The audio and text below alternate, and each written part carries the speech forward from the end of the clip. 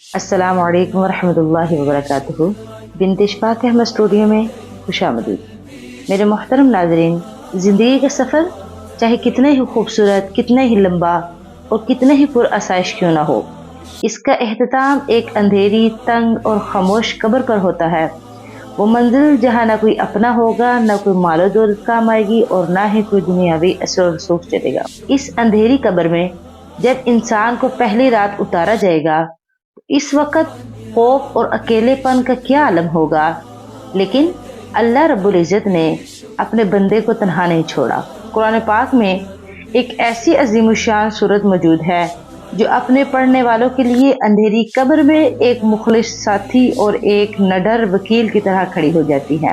آج کی اس تفصیلی ویڈیو میں ہم کتاب و احادیث کی روشنی میں دیکھیں گے کہ وہ کون سی صورت ہے جو قبر میں انسان کے لیے ڈھال بن جائے گی۔ محترم ناظرین، سورۃ ملک کی فضیلت کوئی عام بات نہیں، بلکہ خود سرکار دو عالم نے اپنی زبان مبارک سے اس کی گواہی دی، جس سے اس سورت کی عظمت واضح ہوتی ہے۔ جامع ترمذی کی روایت ہے کہ نبی اکرم صلی اللہ علیہ وآلہ وسلم نے فرمایا، ان سورۃ من القرآن 30 آیۃ شفاعت لرجل حتی غفر له وہی سورۃ تبارک الذی بیدہ الملک۔ بے شک قرآن مجید میں ایک ایسی صورت ہے جس کی 30 آیات ہیں۔ اس نے ایک شخص کی اس وقت تک سفارش کی جہاں تک کہ اس کی مغفرت کر دی گئی، اور وہ صورت ہے تبارک الذی بیدہ الملک۔ سبحان اللہ! ذرا غور کیجئے، کائنات کا سب سے بڑا قاضی یعنی اللہ تبارک و تعالی، اس کے سامنے یہ 30 آیات والی صورت ایک وکیل بن کے کھڑی ہو جاتی ہے۔ یہ صورت اللہ سے جھگڑتی ہے، بحث کرتی ہے اور کہتی ہے، یا اللہ، یہ بندہ رات کو مجھے پڑھتا رہا، جب تک تو اسے معاف نہیں کرے گا میں یہاں سے نہیں ہٹوں گا۔ اللہ اکبر! کتنا بڑا ہے وہ انسان جس کا وکیل خود کلام الہی بن جائے۔ آئیے اب اس منظر کی طرف چلتے ہیں جب انسان قبر میں اکیلا ہوتا ہے۔ جب انسان کو قبر میں دفن کر دیا جاتا ہے، عذاب کے فرشتے اس کی طرف بڑھتے ہیں۔ مستدرک حاکم اور سنن دارمی میں حضرت عبداللہ بن مسعود رضی اللہ عنہ سے ایک انتہائی مفسر روایت مروی ہے۔ وہ فرماتے ہیں، جب عذاب کے فرشتے مردے کے سر کی طرف سے آنے لگے تو سورۃ ملک فرشتوں کے سامنے کھڑی ہو کے کہتی ہے، لا سبیل لکم من قبلی، یعنی میری طرف سے تمہارے لیے کوئی راستہ نہیں، کیونکہ یہ بندہ رات کو جا کر میری تلاوت کرتا تھا۔ جب فرشتے مایوس ہو کے اس کی پیٹ یا سینے کی طرف سے آنے کی کوشش کرتے ہیں تو یہ صورت وہاں بھی ڈھال بن جاتی ہے اور کہتی ہے، تم یہاں سے بھی نہیں آ سکتے، اس سینے نے مجھے اپنے اندر محفوظ کر رکھا تھا۔ پھر جب وہ پیروں کی طرف سے آتے ہیں تو یہ صورت وہاں بھی پہرا دیتی ہے اور کہتی ہے، ان پیروں پہ کھڑا ہو کر یہ راتوں کو میری تلاوت کے لیے قیام کرتا تھا۔ یہ صورت فرشتوں کو ہر طرف سے ناکام لوٹا دیتی ہے۔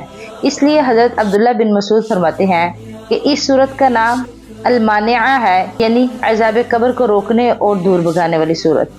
میرے پیارے سننے والوں، جہاں یہ صورت آخرت کا بہترین ساتھی ہے، وہیں اس دنیا کی فانی زندگی میں اس کی معجزات بے شمار ہیں۔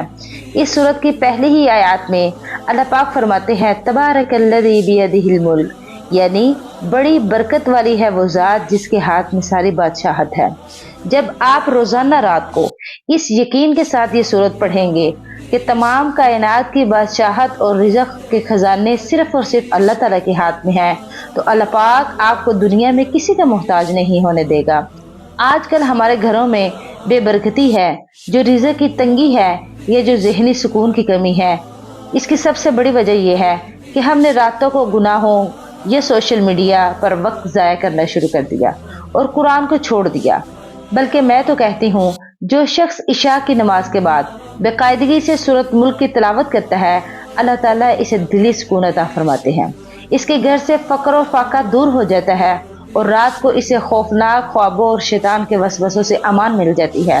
یہ صورت انسان کے روح کا علاج ہے۔ ناظرین، ہمارے پیارے نبی اکرم صلی اللہ علیہ وآلہ وسلم کو اپنی امت سے کتنی محبت تھی، اس کا اندازہ اس بات سے لگائیں کہ آپ صلی اللہ علیہ وآلہ وسلم نے اس صورت کے بارے میں ایک بڑی گہری خواہش کا اظہار فرمایا۔ طبرانی میں آتا ہے کہ نبی اکرم صلی اللہ علیہ وآلہ وسلم نے فرمایا، لَوَدِدْتُ أَنَّهَا فِي قَلْبِ كُلِّ إِنسَانٍ مِّنْ أُمَّتِي، میں دل سے یہ چاہتا ہوں یہ صورت یعنی سورۃ ملک میری امت کے ہر فرد کے دل میں محفوظ ہو، یعنی ہر مسلمان کو زبانی یاد ہو۔ ذرا سوچئے، جس صورت کو یاد کرنے کی خواہش خود نبی اکرم صلی اللہ علیہ وسلم نے فرمائی ہو، کیا ہمارا یہ حق نہیں بنتا ہم اسے یاد کریں، یا کم از کم روزانہ رات کو سونے سے پہلے دیکھ کر ہی پڑھ لیا کریں؟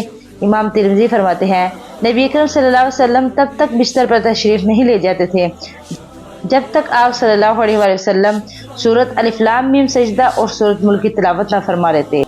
آئیے آج کی اس ویڈیو کے اختتام پر ہم سب اپنے اللہ سے اور اپنے آپ سے یہ سچا عہد کریں کہ ہم چاہے کتنے ہی مصروف کیوں نہ ہو، کتنے ہی تھکے ہوئے کیوں نہ ہو، رات کو سونے سے پہلے سورۃ ملک کی تلاوت کو اپنی زندگی کا لازمی حصہ بنائیے۔ قرآن کی تلاوت سے دل کو سکون ملتا ہے، اندھیری قبر میں ایمان کا نور ملتا ہے۔ چھوڑ کر دنیا کے جھوٹے سہاروں کو دیکھو، خدا کے کلام سے ہر درد کا سکون ملتا ہے۔ اللہ پاک ہمیں قرآن مجید سے سچی محبت کرنے، اسے پڑھنے اور اس پہ عمل کرنے کی توفیق عطا فرمائے۔ اگر بنت اشفاق احمد کی یہ تفصیلی ویڈیو آپ کو پسند آئی ہو تو اسے لائک اور اپنے دوستوں کے ساتھ شیئر ضرور کیجیے گا۔ چینل کو سبسکرائب کرنا نہ بھولیں، کمنٹس میں آمین لازمی لکھیں۔ اگلی ویڈیو کے لیے اپنی بہن کو اجازت دیجیے۔ اللہ حافظ۔